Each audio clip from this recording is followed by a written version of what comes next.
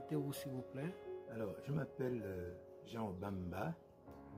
Je suis prof de sciences physiques retraité et depuis fin 2023, disons, j'ai été choisi par le président de la République, président de la transition, le général de brigade Prisco Tero Nguema, qui m'a envoyé au Sénat pour l'accompagner durant la transition pour qu'elle se termine très bien. Qu'avez-vous à dire par rapport à sa candidature? Alors, c'est vraiment une question à la fois difficile et encore même et beaucoup plus facile à cause des spéculations qui sont organisées autour de cette candidature. Je dis au peuple gabonais, de façon générale, aux populations du Wellington, en deuxième lieu, et très particulièrement aux habitants de mon village, Namé-Sengui, dans le canton Kié, que l'heure n'est plus à se poser des questions, 1000 questions, à spéculer. L'acte qu'a posé Oligui et ses collègues militaires est très salvateur. Je pense que rien que pour ça, sincèrement, on n'a pas à réfléchir. Il faut voter pour ce monsieur-là. Et si on ajoute à ce décor les réalisations, ce n'est pas les petites réalisations, ce n'est que le début des réalisations qu'il a concoctées, qui sont à son actif, je pense que vraiment on n'a pas à réfléchir. Il faut voter pour lui, il faut voter pour Oligui, il faut voter pour ce monsieur. C'est vraiment ça la seule chose qu'il faut recommander à tous les Gabonais. Sauf que, et ça je tiens à le dire, Oligui ne va pas tout faire. Je pense que c'est nous les Gabonais qui devons l'accompagner à réussir sa mission. Oligui va faire, alors si je prends la comparaison, vous avez un chantier, construisez une maison, il y a ceux qui font le gros œuvre. Oligui, lui, il est là pour faire le gros œuvre. C'est chacun de nous qui doit faire sa finition. Voilà le message que je vais envoyer à tous les Gabonais. Il faut voter pour Oligui. Le 8 avril prochain, il sera dans le Wellington, chez vous? Alors, le 8, effectivement, il est chez moi, j'y serai. Et je demande à la population du Wellington de laisser de côté nos égos, nos divergences. Mais par contre, se préparer. Bien se préparer, la main dans la main. Chacun amène de ce qu'il peut faire, son apport personnel, pour que ce voyage, ce meeting, cette rencontre soit une réussite totale. Je pense que on n'a pas besoin de faire des rivalités ou de faire des comparaisons. Oligui appartient à tout le Gabon. Il est vrai que son père est du Wellington, mais ça ne nous donne aucun privilège. Il faut seulement que nous profitions de cette situation pour montrer à notre fils que nous l'aimons. Donc, travaillons main dans la main pour que cette transition, on l'accompagne et pour que l'entrée de l'ère, parce que là, on va rentrer dans l'ère véritable Oligui.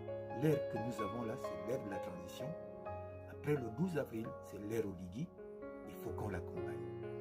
Il y en a qui se font souvent inscrire sur les listes électorales, mais ne récupèrent pas leur carte d'électeur. Vous avez lancé un message? Alors, c'est un tout petit peu le vilain réflexe des Gabonais aujourd'hui. Je voudrais dire à ces derniers que quand on est un citoyen, c'est celui qui répond quand la République a besoin de lui. Le citoyen, c'est pas seulement celui qui réclame la bourse, qui réclame le boulot, qui réclame l'hôpital. Non, c'est également celui qui va faire le choix des dirigeants. Parce que, voyez-vous, il n'y a pas très longtemps, les Africains de l'Afrique du Sud ne votaient pas. C'est les gens qui votaient pour eux et donc forcément contre leur intérêt. Or aujourd'hui, nous les Gabonais, nous avons cette chance de pouvoir voter, de voter. Mais écoutez, pourquoi nous nous mettons exactement à côté? Pourquoi on se met à côté? Il faut qu'on réfléchisse. je demande à tous les citoyens, à tous les Gabonais, aux jeunes, d'aller prendre chacun sa carte et aller voter le 12 avril. Pas d'abstention. Je pense que l'abstention ne nous... vraiment, comme je suis en train de dire, vous êtes assis à la maison et prendre chacun sa carte et aller voter le 12 avril. Pas d'abstention. Je pense que l'abstention ne nous... vraiment, comme je suis en train de dire, vous êtes assis à la maison, les autres votent, ça ne vous sert pas, ça va contre vous-même. L'abstention, sincèrement, ne doit pas résonner encore chez nous, étant donné que tout a été facilité. À ce qui me semble, je ne sais pas si ça a changé, même si vous êtes inscrit à l'intérieur du pays, vous avez la possibilité de voter à Libreville, donc pourquoi alors perdre cette chance-là? Que pensez-vous de ceux qui disent que Oligui a déjà gagné, pas besoin d'aller voter? Non. Ça me fait rire. Quand on vote, il y a également derrière, vous parliez tout à l'heure de l'abstention, mais il y a également derrière l'engouement populaire. Oligui doit voter avec l'engouement populaire des Gabonais. Merci beaucoup. Vous avez un dernier mot? Alors, je voudrais, je répète, vraiment, c'est très important.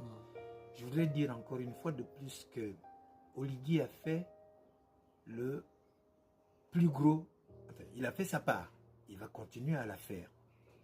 Mais les Gabonais, à nous maintenant, de faire notre part pour l'accompagner. Regardez un acte qu'il a pris dans la Constitution que nous tous ont réclamé.